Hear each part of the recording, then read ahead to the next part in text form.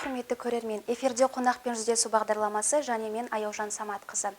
Мемлекет басшысы Қасым-Жомарт Тоқаев 2020 жылды еріктілер жылы деп жариялады. Бүгінде Қазақстанда еріктілер қозғалысы дамудың жаңа кезеңіне түсті. Жақында ғана номері 1 жатақханамызда Infinity атты еріктілер тобы құрылды. Бұл топ туралы толығырақ білу үшін қонағымызды шақырайық. Жетісу мемлекеттік университетінің 3-ші курс студенті Алпамыс Нұрланұлы. Қош келдіңіз, Алпамыс, көңіл күйіңіз қалай? Қайырлы күн, көңіл күйім өте керемет, көп-көп рахмет шақырғандарыңызға. Әңгімемізді мемлекет басшысы Қасым-Жомарт Тоқаевтың биылғы жылды еріктілер жылы деп жариялауынан бастасақ, президентіміздің еріктілерге арналған жоспарын, волонтерлік қызметке жасап жатқан мүмкіндіктер жайлы тыңдадыңыз ба? Қандай пікірдесіз? Жалпы еріктілер деген кім деген сауалға жауап бере кетейін. Жалпы еріктілер дегеніміз, яғни өз еркімен ақысыз көмек көрсететін адамдарды айтамыз. Ал енді мына биыл 2020 жыл президентіміз Қасым-Жомарт Тоқаевтың жолдауы бойынша биыл еріктілер жылы деп жарияланған болатын. Және де біз еріктілер тобы атынан бұл жолдауды 100% қолдаймыз. Өйткені еріктілік дегеніміз, мысалға алып отырсақ, қазақ салтына өте жақын десек те болады. Неге десеңіздер, өйткені қазақта асар салты бар. Яғни асар салты дегеніміз бір-біріне көмек қолын созу мақсатында. Және де мына қазақ елі өзі, жалпы қазақ елі жетімін жылатпаған, жесірін мұқатпаған, тіпті өзге ұлт болсын құшағын кең ашқан бір ерекше дана халықпыз ғой. Сондықтан да мына еріктілер жылы бізге жат емес, жақын деп ойлаймын. Жалпы бұл еріктілер тобын құру идеясы қалай келді? Жалпы бұл еріктілер тобын құру идеясы осы Ілияс Жансүгіров атындағы Жетісу мемлекеттік университетінің номер 1 жатақханасында концерттік бағдарлама ұйымдастыру кезеңінде ұсынылған болатын. Бұл ұсынысты жатақханамыздың белсенді студенттерінің бірі Болатова Айша Бибі қарындасымыз ұсынған болатын. Біздің тараптан қолдау болды. Және де ертеңінде үлкен бір жиналыс ашып, осы еріктілер тобын ашамыз деген нақты бір шешім қабылдадық.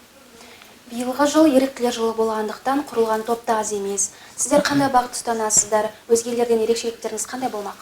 Дұрыс айтасыздар, жалпы Талдықорған қаласын алсақ та, университетімізді алсақ та, қазіргі таңда еріктілер тобы апта сайын десек те болады, жаңадан еріктілер тобы ашылып отыр. Бұл өте мақтанарлық, қуанарлық жағдай. Ал енді жалпы мына біздің ұстанатын бағыттарға келетін болсақ, осы президентіміз Қасым-Жомарт Тоқаевтың жолдауы бойынша 3 бағытты ұстанып отырмыз. Яғни біріншісі сабақтастық. Сабақтастық дегеніміз жетімдерге, балалар үйіне көмек қолын созу мақсатында, және де қамқор аясында қарттарымызға көмек көрсету аясында, және де үшіншісі шаралық дейміз, яғни адамның көңіл күйін көтеру мақсатында, қуаныш сыйлау мақсатында кішігірім концерттік бағдарламалар, ойын сауық кештерін ұйымдастыру мақсатында осы 3 бағытты ұстанып отырмыз. Ал енді жалпы қайырымдылық жайында келетін болсақ, негізінде қайырымдылық өзі ашық және жабық түрі болады. Біз осы қайырымдылықтың ашық түрін ұстанып отырмыз. Өйткені неге десе, осы 2018 жылдың есебі бойынша Қазақстан Республикасының жастарының 82,6% осы еріктілікпен таныс емес екен. Сол мақсатта, яғни өзіміздің қайырымдылығымызды ашық түрде жасай отыра, артымыздан ерген бауырғандастарымызға, жастарға өнеге тәрбие көрсету мақсатында қайырымдылықтың ашық түрін таңдап отырмыз. Ал енді мына ерекшелігі деп жатырсыздар. Жалпы ерекшелікке келетін болсақ, Қазақстан бойынша қанша еріктілер тобы болса, бәріміздің де ұстанатын бағытымыз да бір, мақсатымыз да бір айтарлықтай қатты бір ерекшелігіміз жоқ. Ендігі біздің топтың ерекшелігі десек те болады, кішігірім ерекшелігі 3 бағытты ұстанып отырғанның өзі бір ерекшелік деп ойлаймыз. Тамаша.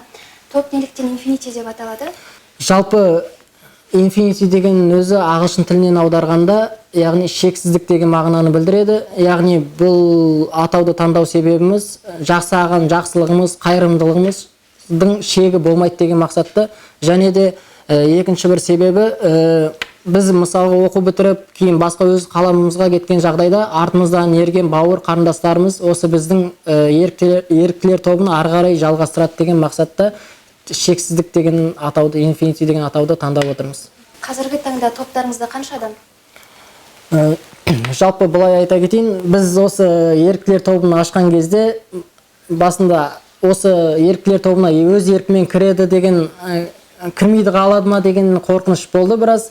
Бірақ алайда алғашқы жиналысымызда бірден еріктілер тобына 20 адам қатысып кірді, және де қазіргі таңда сол 20 адаммен жұмыс жасап отырмыз. Ерікті болу ерлік, сіздердегі күш-жігер қаншалық?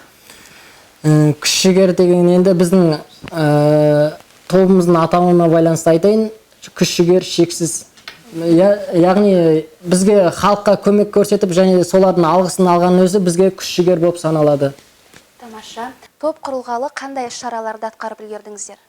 Жалпы былай айта кетейін, біздің бұл еріктілер тобы ашылғанына көп болған жоқ. Осы аптаның, яғни 17-18 күндер аралығында ашылған болатын. Біз енді ғана тіркеуден өтіп, енді ғана осы алда келе жатқан шараларды ұйымдастыру барысында жұмыс жасап жатырмыз. Айтарлықтай шаралар өткізген жоқпыз әлі. Алдағы мақсат жоспарларыңыз қандай? Жалпы алда көптеген жоспарлар бар, яғни әр жиналыс өткізген сайын жаңа ұсыныстар, жаңа идеялар түсіп отырады. Ал енді ең басты мақсатымыз, жоспарымыз десек те болады, осы алда келе жатқан жексенбі күні, яғни педагогика және психология факультетінің 2-ші курс студенттері жолдаған эстафетаны қабылдай отырып, осы қазыналы қарттарымызға материалдық жағдайын бір көмек көрсетсек деген, және де екіншісі шаралық бағыт бойынша, яғни зият бұзылысы бар мектептегі балаларға кішігірім концерт ұйымдастыру бойынша жұмыс жасап отырмыз. Енді басты мақсатымыз осы екі жоспарды орындау. Ары қарай жоспарларымыз көп, бірақ уақытта келе көрсете жатырмыз. Алпамыс, біздің бағдарламаға алтын уақытыңызды бөліп келгеніңізге көптен көп алғысымды айтам. Алдағы жұмыстарыңызға тек қана сәттілік тілеймін. Осымен бағдарламамыз өз мәресіне жетті. Аман сау болыңыздар.